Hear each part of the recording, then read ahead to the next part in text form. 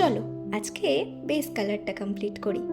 তো আমি এখানে লাল কালারটাকে বেস হিসাবে বেছে নিয়েছি, কারণ আমি চাইছি যে আলপনাটার মধ্যে যেন একটা সাবেকি ছোঁয়া থাকে। সম্পূর্ণ ভিডিওটা দেখলে তোমরা বুঝতে পারবে ভিডিওতে ব্রাইটনেসটা আস্তে আস্তে কমে আসছে। তার কারণ আলপনার বেসটা কমপ্লিট করতে করতে আমার প্রায় সন্ধে হয়ে গিয়েছিল। সেদিন রাত্রে প্রচণ্ড ঝড় বৃষ্টি হওয়ায় পরের দিন কাজ করতে এসে দেখি আলপনার বেসের উপর প্রচুর ধুলো বালি জমা হয়েছে।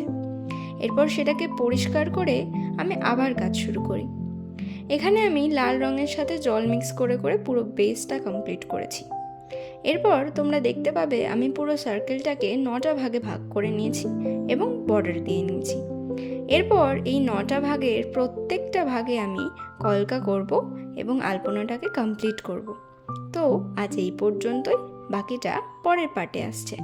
ভিডিওটা কেমন লাগলো জানাবেন।